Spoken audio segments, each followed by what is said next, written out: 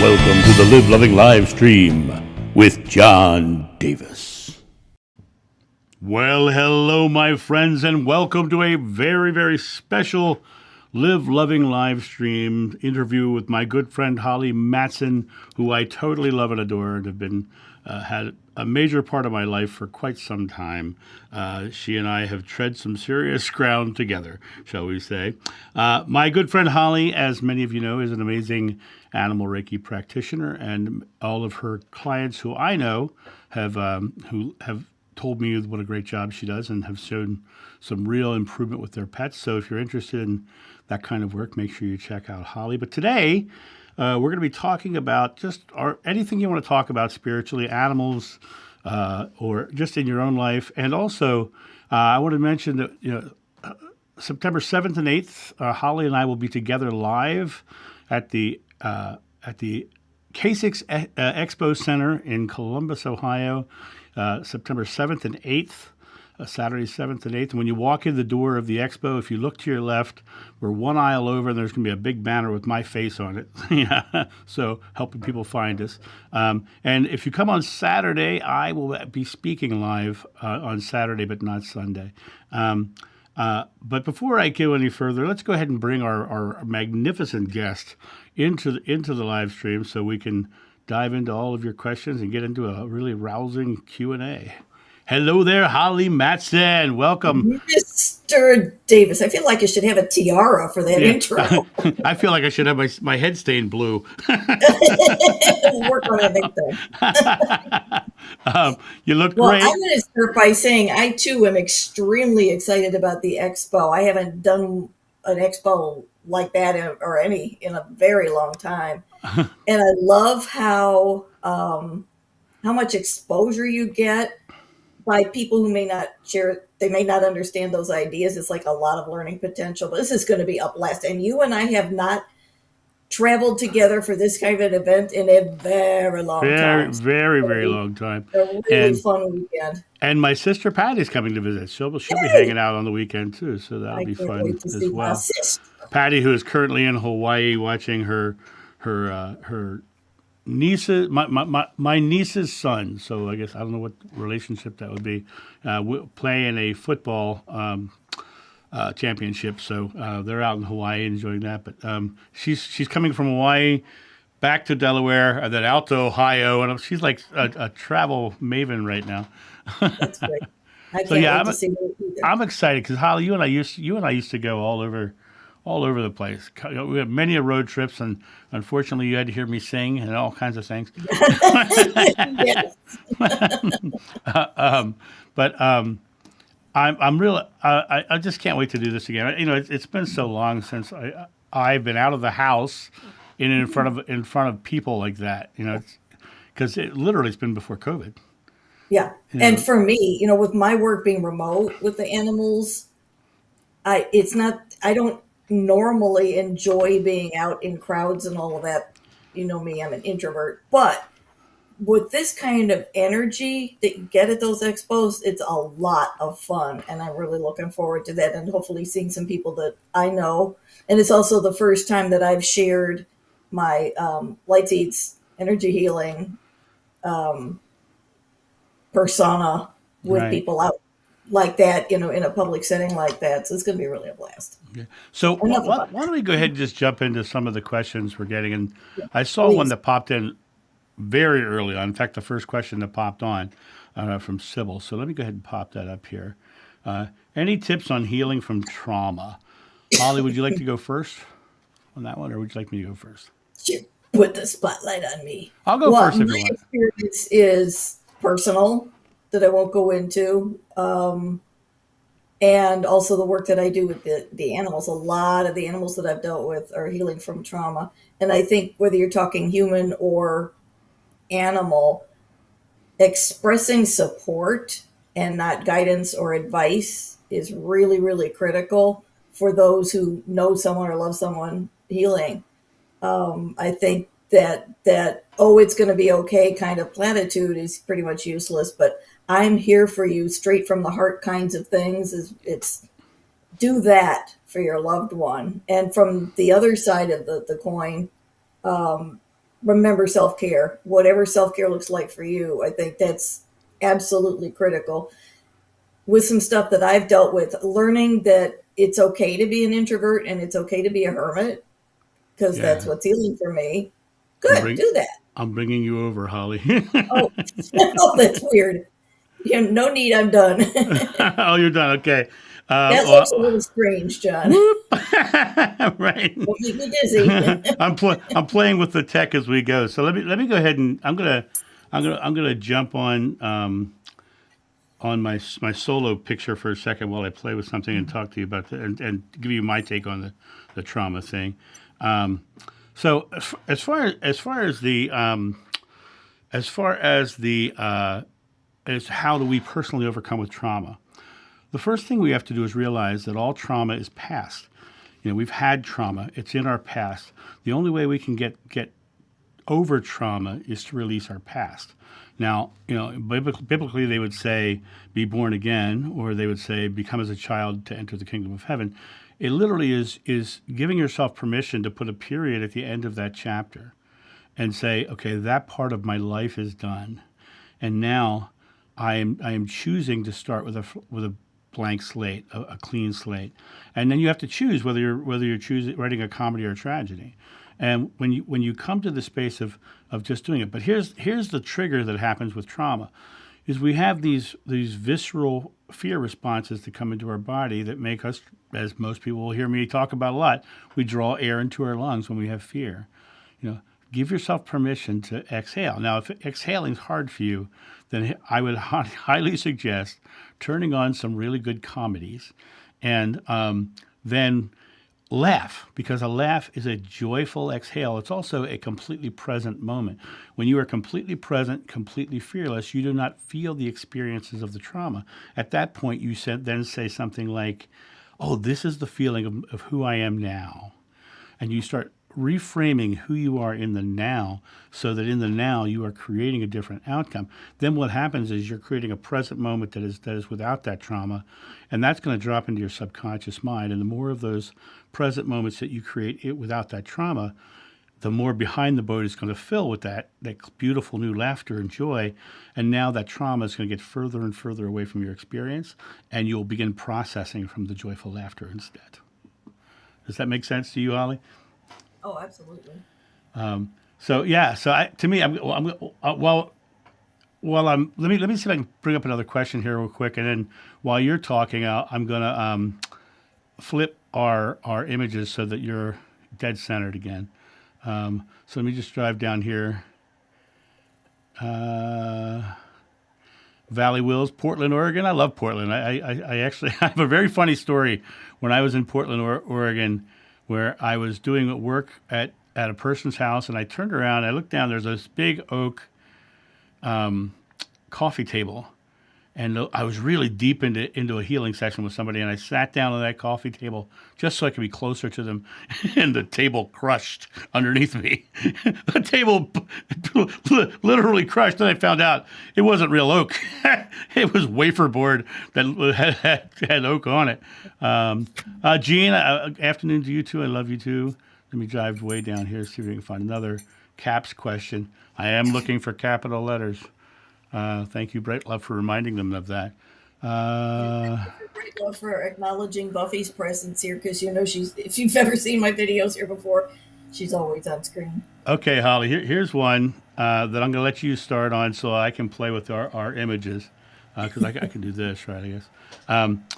How can we get rid of all of mental blocks in manifestation when the reality doesn't match what I desire? How do we even cultivate enough belief? So good. All I can address for that is, again, my own experience, which is, ironically, we're talking about this expo where we're going to be doing our book signing, and our book is called Signs Along the Path. I look at the signs along the path. Baby steps. How do you eat an elephant? Um, I know that, as John just said, choosing to be in this moment, right now, everything is coming. Right now, I've already placed my order. I don't have to keep checking to see if it's coming. I placed my order. But, sorry, cat fur. But the how do I cultivate enough belief is by for me, the baby steps. You see successes in baby steps after belief in baby steps.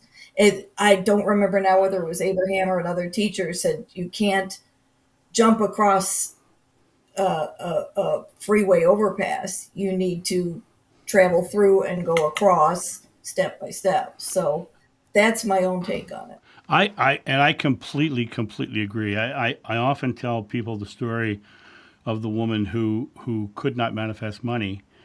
And she kept saying, I can't manifest money. I can't manifest money. I said, then what you need to do is you need to start by creating something small that has absolutely no monetary value whatsoever. Mm-hmm. And once you create that one thing that's really small, then what you're doing is you're putting faith in the fact that you can create. So a lot of times most people can't manifest something because they're manifesting something that's so big they can't believe it can happen. So start with something small and build up. This lady went from the thing she manifested was a blue jay feather. It showed up in her life, and I took her from that and I said, now what you need to manifest is a penny. And she went from pennies to dimes to nickels to quarters to dollars. And the last time I talked to her, she was literally finding $20 bills. And and so she was literally creating this, but she had to develop that faith first. She step back. Exactly. I've manifested big, massive things in my life, but in the big, massive things in my life, before all that was me manifesting, finding antique screw finials for a dresser or something tiny, something that had no real, global or lifetime significance, just something in the moment. And by creating that, you develop the belief that you are a creator, and that then you get to the point where you suddenly go, well, there's no size in the infinite, and then Right. you can create anything. So that to me is just amazing. So Like with any other muscle that you need to develop, you're developing your belief muscle. So, yeah, we think alike there. Okay. So Jenny Brown, our good friend, has sent us a good message Me, here. Just dropped my son off at school on Friday, so coming home to no children doesn't feel good. What is your advice to help me through? Can my dogs feel me and my spouse's grief? You want to start with the well, doggies? yeah, okay. Critters, yeah, that's my forte. Animals, as I've said before, are sentient beings who are more in tune with the energy of the universe than we are. They don't have all this going on, and I don't mean the blue hair, haha. It's they're going to be very sensitive to the energies that you feel, and they may not label it as, oh gosh, the sun is gone, but it's like with anything else, and you know this, Jenny, it's something that as you heal from that sadness, the missing him, so will your animals. You can't magically change your own emotions to help your animals. It doesn't really work that way because then you're not being authentic to yourself. So they can feel you and they understand it. It's not something that you're traumatizing them with, so let that go. They'll be fine. And as you get accustomed to it, so will they. Yeah, I love that answer. I also wanted to talk about the concept of coming home to a house with no children. These are what I would call life defining moments, where we come home and our whole life we've been mom, we've been dad, we've defined ourselves in those roles, and now our children are going off to college. Like mine's off in college. Actually, mine's asleep in his room right now, but up all night playing video games. But they're off at college. They're by the time they get to the age of being off at college, that comes the moment where you have to acknowledge you've done well. You've got your kid off to school. You've been a great mom, right? Now you get to define a new relationship, and that new relationship is going to be even more interesting because there's a famous Mark Twain quote, it's one of my favorite Mark Twain quotes ever. He says, "When I was 15, I was so embarrassed about how dumb my father was. By the time I was 20, I was amazed at how much the old man had learned in just 5 years." Right? Your children are at this stage of life where they're becoming the adults they're going to be, and it's an opportunity to really become even closer as a friend with them, because now you're the confidant. You're still mom. You're still the safe place. You're still the one that's coming back to it. Now your relationship can grow and expand in ways you've never been able to experience as a hierarchy of mom and son. Now it's going to be, I really am with this one person where I'm watching them grow. Coming home to an empty house, that's just the uncertainty of redefining your new role. And when you come back to an empty house, what you're feeling is, you've defined yourself as mom, and this is the way I love, and this is how I love, and this is the love I received for all this time. But the way you love and how you get loved is going to swap and change a little bit now, and it's just uncertainty. And all fears come from uncertainty, literally, because you look at it when you define it. Fear can be broken down to negatively focused uncertainty. So we come home and like they're not here. We're so focused on the negativity. I would say, Jenny, take a breath, exhale, and then literally just say, "I'm so proud of my son being off at school doing those things," and start focusing on this new life. And then on another aspect, think of all the cool things you can do now because he's off at school. I can go someplace. My sister, God bless her. Her husband passed away, and he was suffering with Alzheimer's and was a really bad way for a long time. And my sister had to redefine her life, and now she's like traveling all over the place, doing all kinds of things, and she's turned it into something new. But what's also happened in that regard, her and her son have become very close because now, as an adult, her son is now closer. They're actually closer than they ever were when her husband was around and his father was around. So I would just say, think of this time that you're in as a transition, and you get to choose whether it's a joyful transition or a difficult one. And I kind of like the way we're doing this because you're hitting the animals and I'm hitting the people, so it's good. Here's one for you, Holly. Cheryl Ann. My best dog friend passed last month. It was devastating. I keep dreaming that she's next to me. I automatically reach for her. Is this a visitation or am I just missing her? Well, of course you're missing her, but I'm not in your energy, but heck yeah, that's a visitation. I mean, Absolutely, that's a visitation. when we're sleeping or think we're sleeping, that is the easiest time for any spiritual energy to reach us, whether it's higher power or pets or lost loved ones or anything. Your intellect is not caught up in it. And so your beloved sweet puppy, and I'm so sorry, it's so hard, is saying, "Oh, this is a great time to visit my mom." It's enjoy it. That's the best thing I can say. And when you reach for her, sense that she's there.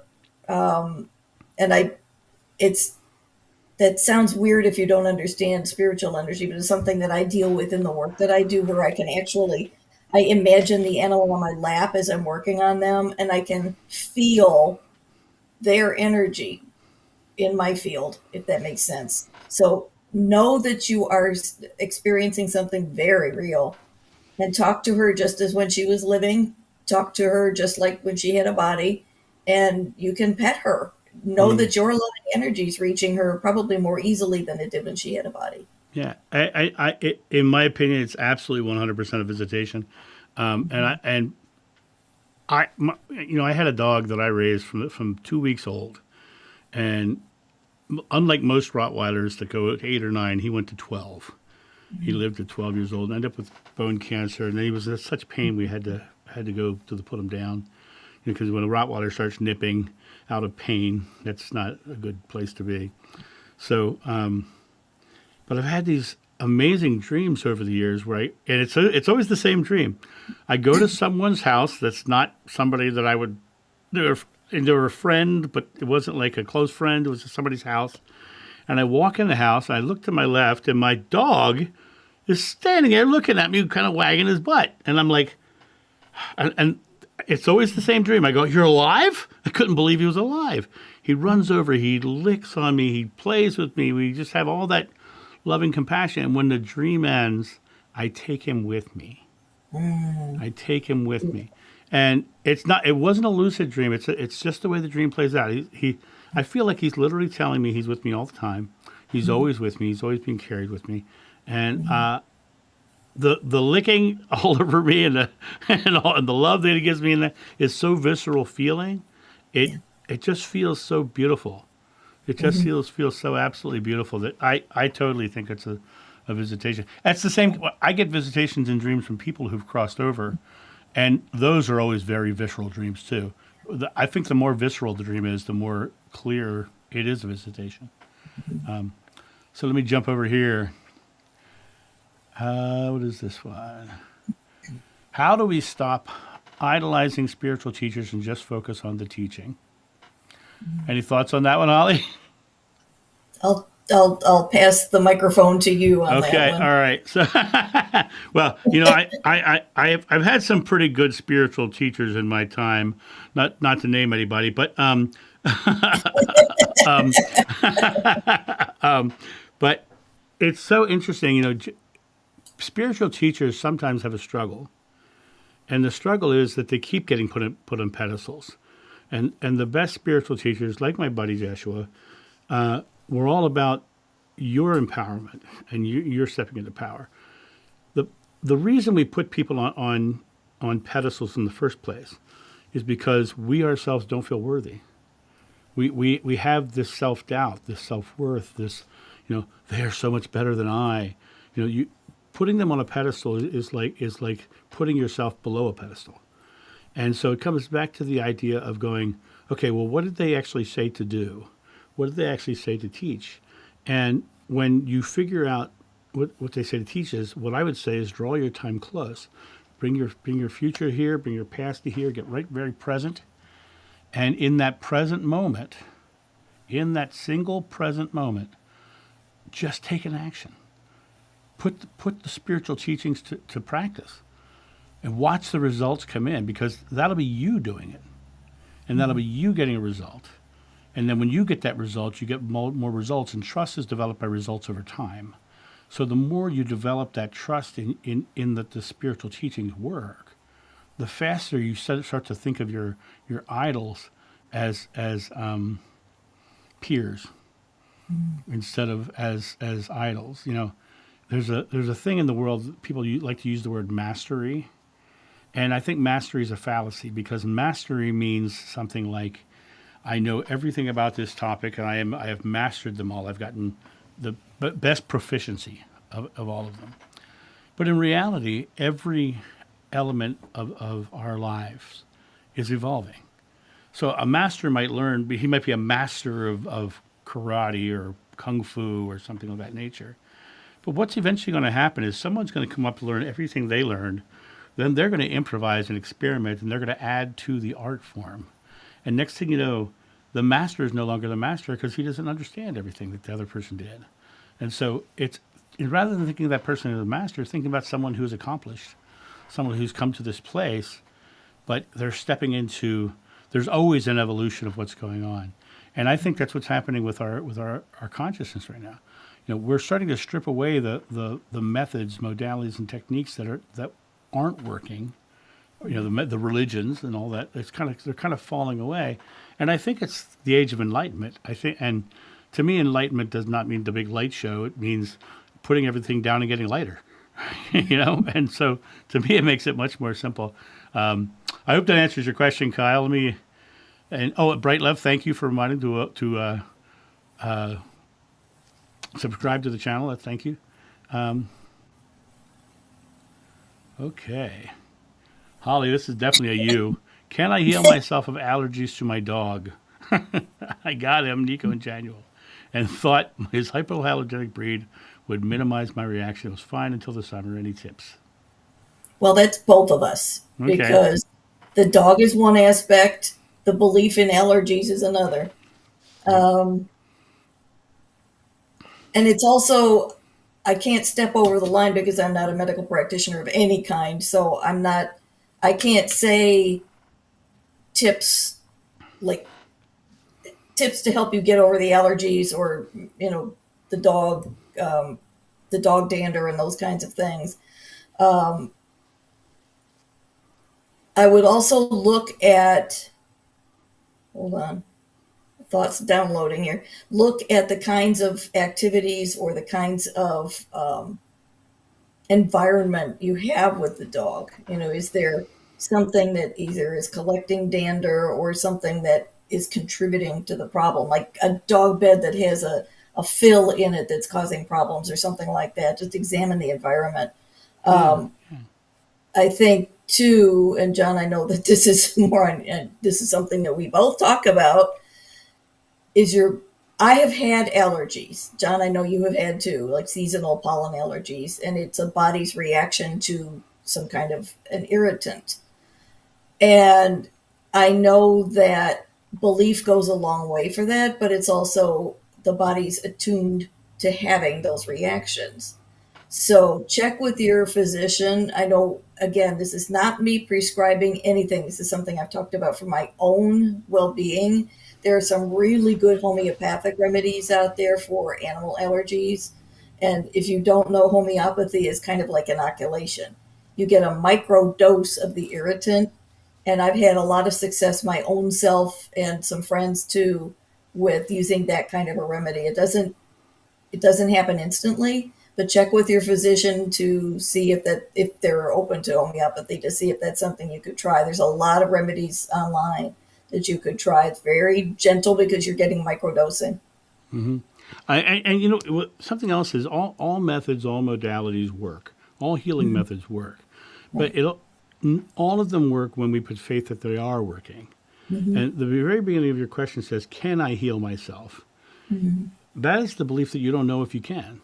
Right. Hmm. So understand that every healing modality works if you believe they work, but it's a matter of you believing it in the now. So what I would say is I am receiving the perfect remedy for my allergies. Thank you, God, for the perfect remedy for my allergies, so I can enjoy loving my dog and having a great running around time with my dog. I would stay into the mindset of, and then what will happen is something like Holly's talking about will suddenly show up on your feed, I got some stuff going on which I'm not going to share it in this conversation, but on yet I have some things going on which I think is very exciting, very fun. But when I start actively creating, I start seeing things coming in that are in alignment with that outcome. Truly. It's like when you go, I love red Corvettes. You see every red Corvette on the road. I personally see every Jeep on the road. I see every Jeep, and I wave at them all, because I have a Jeep too. Sometimes I find myself waving when I'm in my Ford truck, and they look at me weird. But right, but it really does come down to, you can find a method or modality or technique that'll work for you, but it's a matter of you finding the one that you will believe works for you. Mhm. And so that to me is the answer. I hope that answers your question there, Wiki. I'm going to jump over to Anna here. Who is a good resource for having a regression service? I'm going to jump right on this one. Okay. There are there's hypnotherapy and there's hypnosis, and hypnosis is part of hypnotherapy, but it's not used in the same way. Right now, there's a lot of people out there doing various hypnosis work for regression, and what's interesting is the methods they're using are stagecraft, which is about suggestibility. Hypnotherapy is about uncovering memory. So there's a bunch of people out there who've learned online courses how to regress people. There's a bunch of people out there who've done mail order how to regress people. My personal opinion, and this is what worked well for me personally, I would look up a hypnotherapist, a doctor of hypnotherapy, somebody who's had training and schooling. And then when I did my Google search, I'd say doctor of hypnotherapy, and then in parentheses I'd write past life regression, and I would find someone who is a doctor of hypnotherapy. If they're good at what they do, you will go meet with them. They will guide you through a relaxation or a meditation sort of technique. They'll send you home with a recording, and you'll train for a week with their voice. And when you come back, you can go into it. Now, what happens with the difference between hypnotherapy and hypnosis? Hypnotherapists are specifically designed not to give you leading questions, but give you you know, questions in a way that make you do all the work. And a lot of these, the people who are doing it online right now, learn from a certain person or a certain person's school that is completely well, I hate to Dolores Cannon. Dolores Cannon. She was a very well-meaning person, very loving person, very caring person. She never went to college. She was never a hypnotherapist. She was never a doctor of hypnotherapy. She only finished high school. She learned hypnosis, which is a stagecraft, through a mail order thing. And then she started all these online people doing QHHT and all these things. And I I will never recommend that because Dolores wouldn't allow any other hypnotherapist to ever review any of her work. She would not regress anybody who was regressed by anybody else because she did not want peer review because it did not match therapeutic standards. And so I would highly recommend getting, and like I said, I think she was well intentioned. She was a good person probably. But I just don't think she was qualified to do what she was doing. And now what you have is a bunch of people out there who are literally, who are just as good intentioned, wanting to do that kind of work, who are literally just taking her work as if it's the standard practice, and it's completely not. So what I would say is go online, search Doctor of Hypnotherapy, or even psychotherapist. A lot of psychotherapists will do it too, and quote past life regression and find someone with an actual credential. Your thoughts, Holly? Any at all on that? I don't. I know of a few, but I don't have any experience with it. But it's like with anything else. I would choose credentials. Yeah. It's here's a Holly question. My first cat Nadia died of cancer. I regret not getting her help sooner. Any thoughts about it from Nadia? Any thoughts about it and Nadia and from Nadia? I hope my love reaches her. Oh, there's a lot about that question, and I've been there, my sister. I've been there. What's ironic to me is I just had this conversation with a client this morning, just like an hour and a half ago. There's a fine line as a pet parent between getting help at the right time, choosing treatment or euthanasia at the right time, or letting it go and let nature take its course at the right time. And all of that is something that, unless you are an extremely good animal communicator, you probably will never know. We do the best we can as pet parents. The goal of well being, compassion, kindness, ease, to me, that's the measuring stick. Regrets don't really need to play into it because where she is now, she's part of the universe. She is Reiki. She already knows your intentions. And any communicator that I've ever seen on television or in real life that has the question for a deceased pet, you know, I feel sad or I feel regretful that I didn't do this sooner. Basically, they all say it happened as it was meant to. So take comfort in that because you can't do anything about it now. With another pet, when the time comes, you might want to take a look at what happened with Nadia, and you can evaluate with more information at that time. But please let go of that. Sorry. Of that regret because it is what it is. You did the best you could, and all they know where they are is love. I can't say if there's any information from her unless I do a session, which is when I get information from them. And again, I've said it before, but for those who don't know me, I don't bill myself as a communicator, but in the process of energy healing, because I'm working with their energy, that's when I get information either in words, in sensations, or whatever. So that's how I do it. That makes perfect sense. Don't even think about whether your love reaches her. Our love is infinite, just as with the people that we've known. The client that I was speaking with this morning is probably soon going to lose one that we've worked really hard with. And months ago, lost another one that we worked really hard with due to cancer. And I still, I'm trying to think of how to say it. With this current one that we're working with, I've had messages a couple times from the first one through the second one. It's just so cool. It's like, oh, look who's visiting. Remember that where they are in the universe, in the Reiki, in the energy is more real than what we're dealing with. And she will always love you. You will always love her, and she'll always know that. And that applies to animals as well as people. Yeah. Remember that you're the one who's away. Right. You know, we come to this place and we have less awareness. We go to that place and we have all awareness. Right. And so when they're looking down, they're just loving and they're just having a great old time. They have no pain, no suffering, any of that stuff. But they see you, they love you. That's why my dog comes to visit me, and I'm always shocked that he's alive because I'm the one who's away. He's coming to visit me, and I'm like, oh wow, you're still around. That's cool, right? Let me jump on Steve's question here. Just realized my father and most likely sisters are narcissists. Situation is toxic with my father. I just want to avoid them and go no contact. Is that okay? Yes.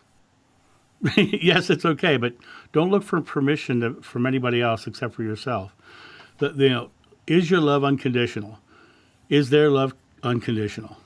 Narcissists are not unconditional. They're very conditional, and the reason that they're usually a narcissist is because of the fact that they've been wounded as a child, or they've had an experience where they're trying to control their entire situation because there is something in their life that made them feel out of control at some point.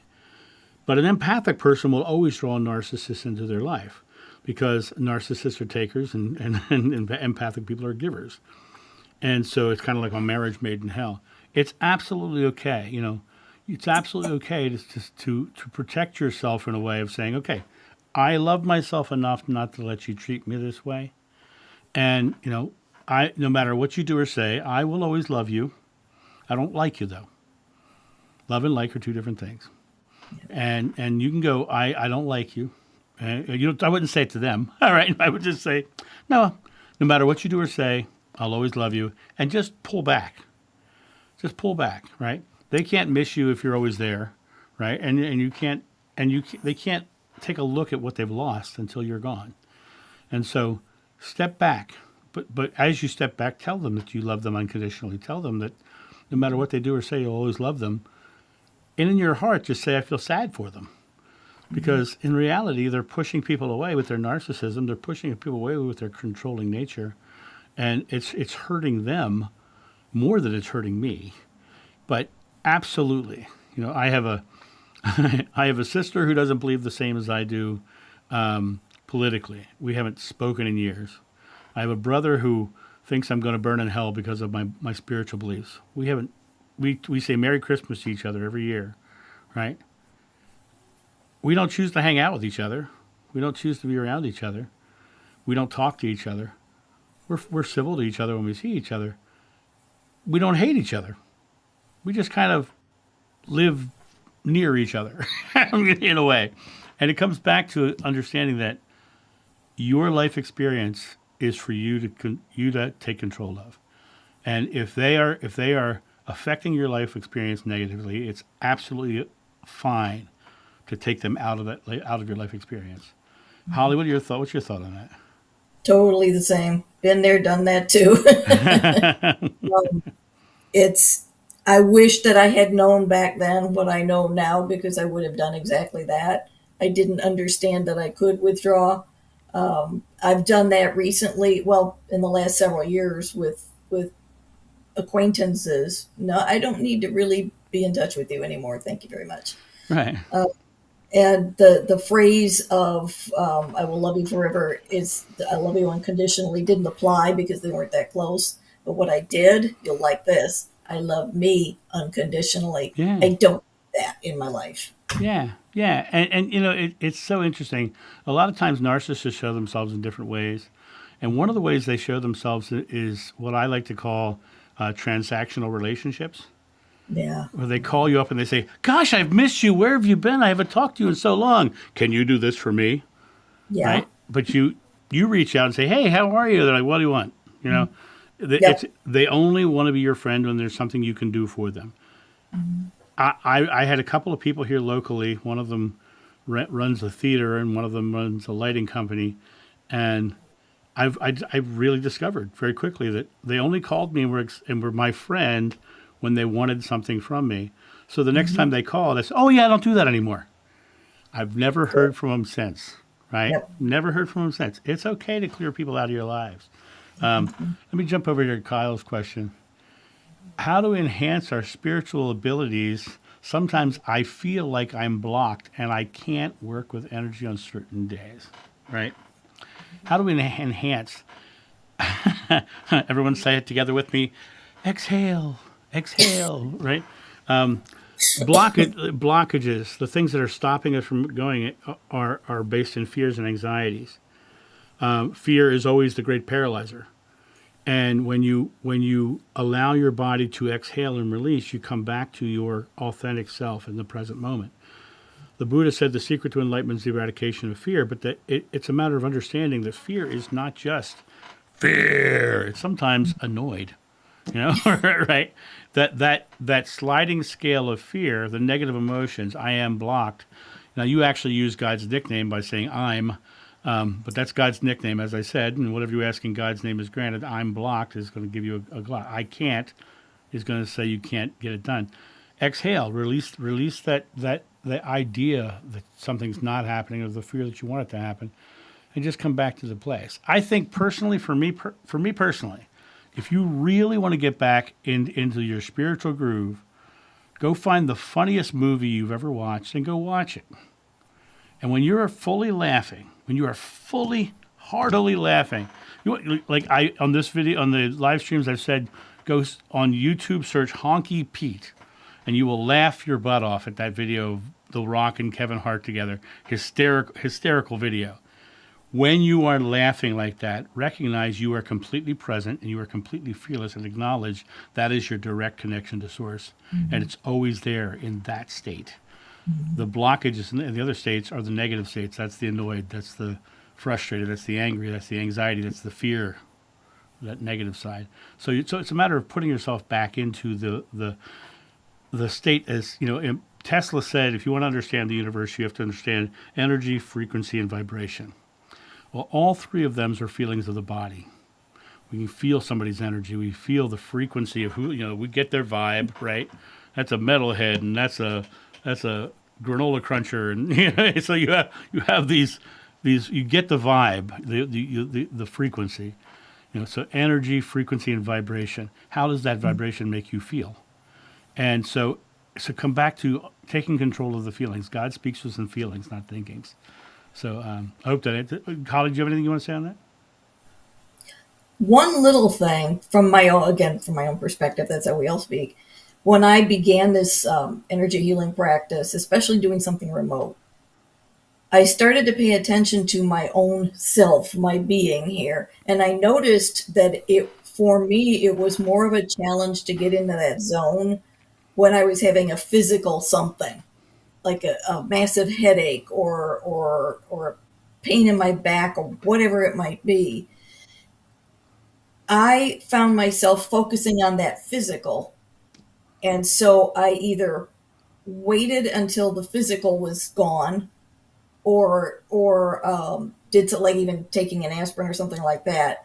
For me, it was easier to get into my healing zone, my spiritual zone, and connect with spirit when my body wasn't distracting me. Hmm. And a lot of that too is belief, but like, if you have a massive headache, you can sit there and say, I'm so grateful that my headache is gone, and it will speed it up. Mm-hmm. And I said that wrong, I know. Yeah. But still, the point is taken that I've learned now how to get into the zone regardless. If there's noise outside or something like that, again, it's exercising that belief muscle. So that's my 2 cents on it. Yeah, and that's awesome. I want to share Bright Love's comment here.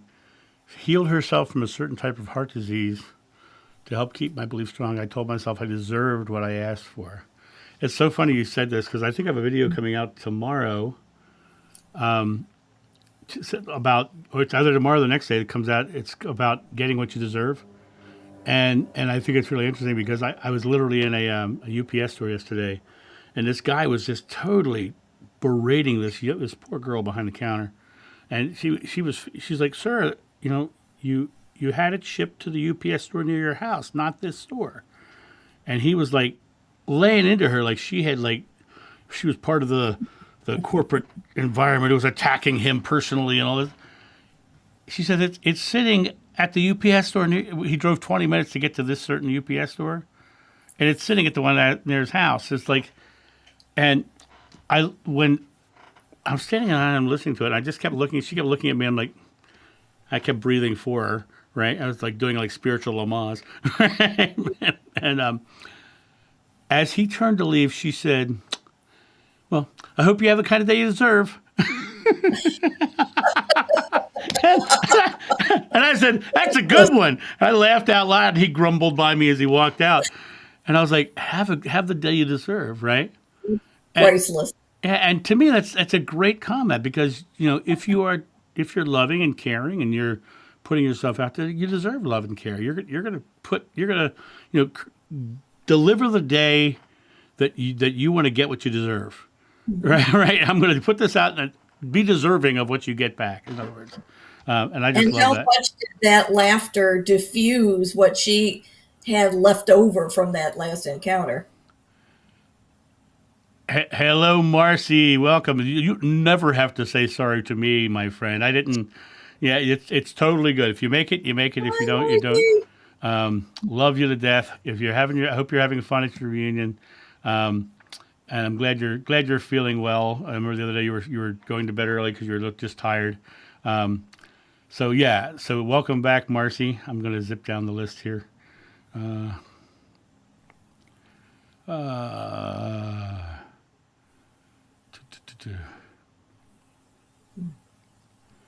I jump down, looking for another. There you go. With this one, Donna, I would say the same thing we already said. I get very present, and for me personally, I had to strip everything away. And when I say everything, my mom, as everyone knows, back there, we can't see her in this picture, but when she said spirituality is a personal journey, the first thing I did was become an atheist so I could sleep in on Sundays, right? So, but stripping everything away for me was huge. Coming down to even the idea of having to open my third eye. That's a dogma, right? When I took away the idea of the methods, the modalities, the techniques, the third eyes, the chakras, I took all those things off the table. I started having clairvoyance, clairaudience, clairsentience, claircognizance. I started having all the things because I was not limiting them by the dogma, the ritual, the modality, the technique. I was just coming back to a clean slate and allowing the oneness of God to flow naturally. And I think when we get into these ideas, I am opening my third eye. I think you're kind of limiting yourself to how much better it could be. So I would say strip away and just exhale and just don't even think about what it is you're trying to do, because don't try to do anything, right? Do it or not. There is no try. But come back to the place of just being in the oneness of God, and then rather than looking for the way it comes in, start declaring, I am seeing amazing visions. I am getting amusing communications in the way it needs to come in. In my private sessions, I've done over 700 of them now, and I've had clairvoyance, I've had clairaudience, I've had clairsentience, I've had mediumship. They've all come through, but I don't declare myself any of those things. I just declare myself someone who comes back to the oneness of God. And Holly, what's your take on that? I have to agree with that. And I think whatever methods we have either picked up or have been taught about accessing spirit through ourselves or however, knowing let's put it this way, this is simpler. Focus on the first three words that you put into this comment: loving, growing spiritually. Period, exclamation point, the end. Done. Focusing on, Loving. cool, I'm loving growing spiritually. And then, as the footnote, not to sublimate you to a footnote, Jhon, it's shame on me. It's then you're letting go of all the how and should and all that stuff. So focus on living, Yeah. growing spiritually. Cool, Yeah. awesome, done. I love that. Wanting, needing, hoping, trying, wishing, can't, how. All those are just I'm not having it now. Mm-hmm. All of them are declaring lack. I said something Mm-hmm. the other day. I said, stop affirming and start declaring. Start coming to the affirming something to make it think, because that's always putting it ahead of you, like Eeyore with the stick and the carrot. Drop the carrot and eat the stick. Drop the stick and eat the carrot. Drop the stick and have the meal, right? And eat the stick. That's some roughage, baby. And Holly, when I throw this, SS said she's having a headache today. She tuned in just as you said. Thank you for healing my headache. Wow. So, Great timing. hi, Nika. How are you? I see you popping in here. Uh,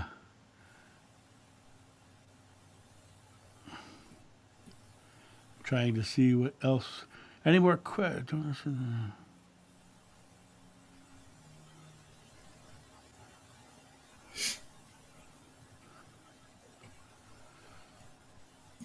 Third eye limitations. What I'm talking about when I talk about the third eye limitations is the concept of calling it a third eye. That's a very much from Hindu background, but you're getting all these images, and when you close your eyes, not because it's the third eye, because you're clear to getting images. The idea that it has to be from the third eye is the limitation. So it's a matter of putting the framework aside and reading the entire experience. Because the framework, I like to define it kind of like a velvet cage. We have these limitations that we're very comfortable with, the third eye, the chakras, the things of that nature. But in reality, you can open the door and fly out of the cage. Mm-hmm. And, but you can stay very comfortable in the frameworks. But God is too big and too beautiful to be encompassed by any one framework or any school of thought. Okay, so what's the best way you find to let others see your light? Smile. Smile at them. That's it. Next, right? Don't make it complicated. Just look at people and expect. Look at people for the love that's inside of them. Mother Teresa, they asked her one time. She said, "What do you do?" They said to her, "What do you do every day?" She says, "Every day I go out into the streets of Calcutta and I look into the face of Jesus and all of his distressing masks." Mm-hmm. Right? And so you're going out in the streets and you're walking along and you're seeing somebody who's having a rough day. You turn over and you go, "Oh, that's a human over there having an experience. I'm gonna make him smile. I'm gonna do something loving for him." I remember years. This is a funny story. Coming out of Baltimore, and I looked over and there was this man. I could just see how desperate he was. And I looked over and I had all my cash. That I had a bunch of cash and change and stuff.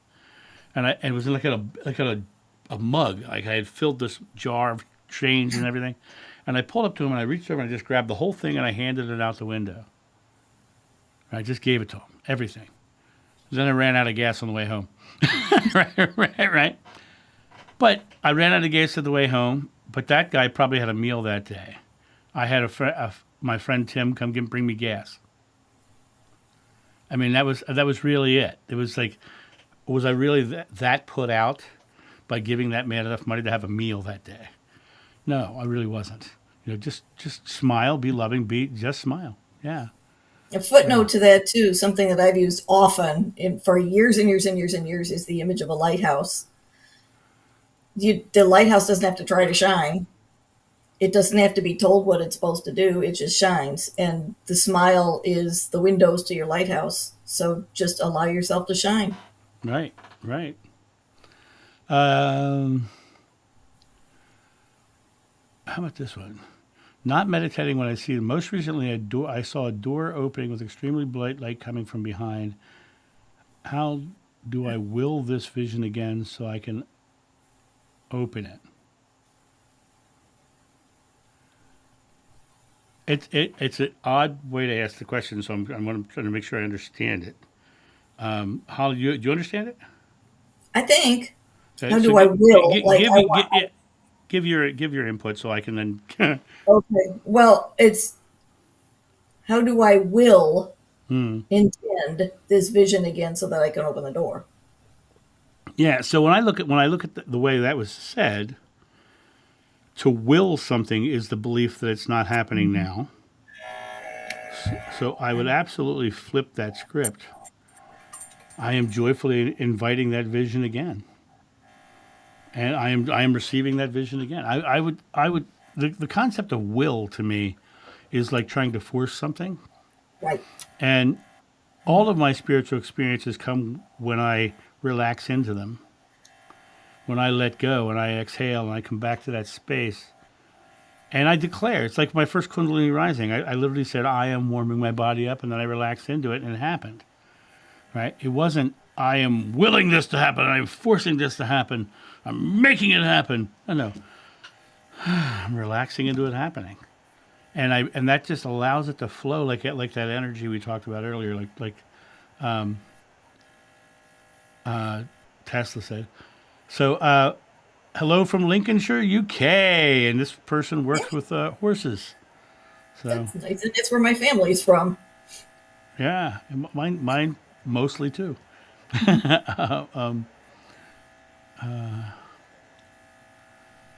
Driving down to see if anywhere. James Prentice, for that other question, how to get people to see your brother. Tell people have a wonderful day. They'll smile and you'll feel your love. Works every time. Good job. Love that. Yeah, actually, if you go to, I'll do a quick explanation of it. But if you go to my booking page, there's a whole video on what the sessions really are. For me, what happens in my sessions, I'm not going to read your future. I'm not going to tell you who you were in a past life. I'm not going to read your Akashic records. I am going to work solely in the present, and I'm going to break you free of your personal limitations and help you find the divinity within yourself that you can create the life that you want to create. My readings are like nobody else's. An hour before I do every session, I sit down with a pad of paper. I exhale. I set myself aside. I wrote your name on top of a sheet of paper, and I just start writing a message. That message is usually the full page, sometimes more. And in that message, we've had amazing things come through, and we've had incredible things come through. We've also had those ones that are frustrating for people because what happens is it tells them what they know they need to do, but they won't. Or they're like, yeah, yeah. How come it wasn't some mind blowing light show? Because it's not a mind blowing light show that you're needing right now. You're needing to put the rubber to the road here, right? So sometimes it's even that, but if you look at my testimonials, I don't put all of my testimonials up because I don't. It's kind of be vain for me to do that, but I put a lot of them up so people can see them. But you'll see people in there who cured themselves of cancer, who cured themselves of needing their leg amputated, and dialysis has just recently been someone who fixed that. We've seen people who have thought they could never sell their boat, and then next thing you know, their boat was not only sold and they got double what they paid for it, and it was like it's just like story after story after story that comes through. But it's never about what I'm doing for you. It's about bringing you to the place that you can do for you. So that's what my sessions are. And I'm very proud of the work that comes through because I haven't had one yet who's come back and said it was a bad experience, but I've had almost everyone send me a message saying how life changing it was for them. Because I think it's a huge disservice when you go to a reader and they tell you what your future is going to be, Yeah. because the future is not set and you are the creator of your future. So my sessions will never do those things. And I don't do past life validations because of the fact that I've met multiple Johns, I've met multiple Peters, I've met multiple Pauls, I've met over 30 Mary Magdalens, and I would be a complete hypocrite to say they were wrong. But in reality, I don't know what reincarnation is. I think that we may just all be tapping into the oneness of God, or we may be one person who's going life to life. But I am not vain enough to say that I understand exactly what it is. So my evidence shows me that there's multiple possibilities of what it could be. So anyway, James, I guess you're leaving us. You have a wonderful day too. And we are coming down to winding up here in just a second here, my friends. I'm going to jump down to the bottom of our. Okay, we're coming to the end here. Holly, it's awesome to have you here today. Awesome. Thank you. It's always fun. It's always I love it.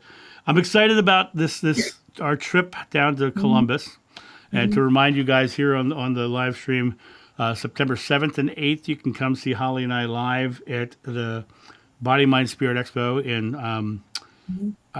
Columbus, Ohio, and to add to that, the one of the main focuses, aside from talking to people, which is going to be fabulous, is we're going to be selling and signing our book, Signs Along the Path. So if you don't have a copy, this is going to be an awesome opportunity to get it at a discount.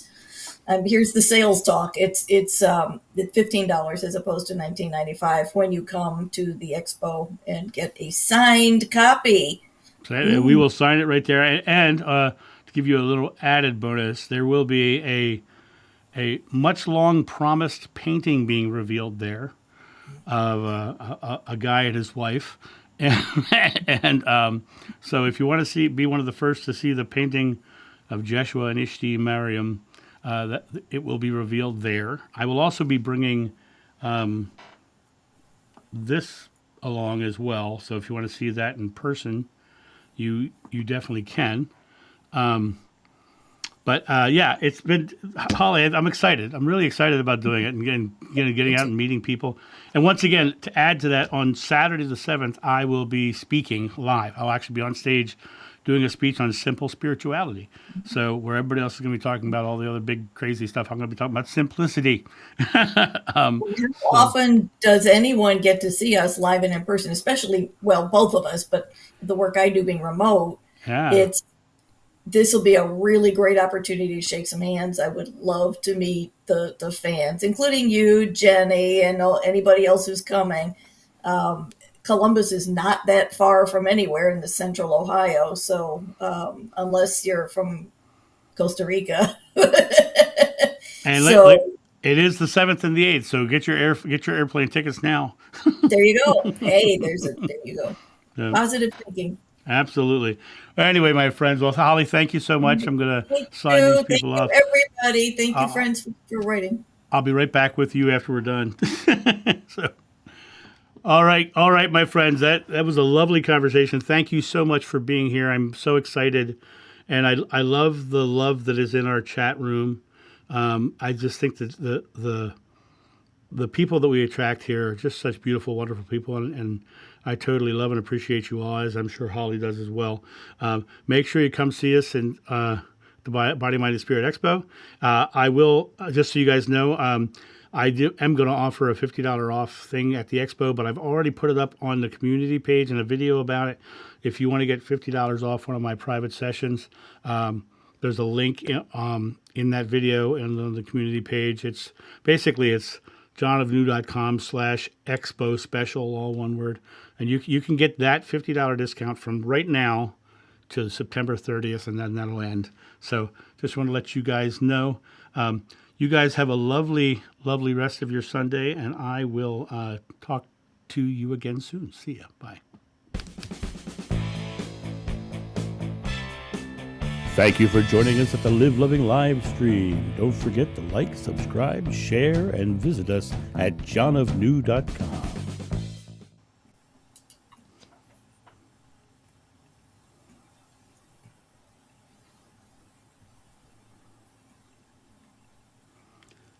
I'm coming back, Holly. I'm coming back.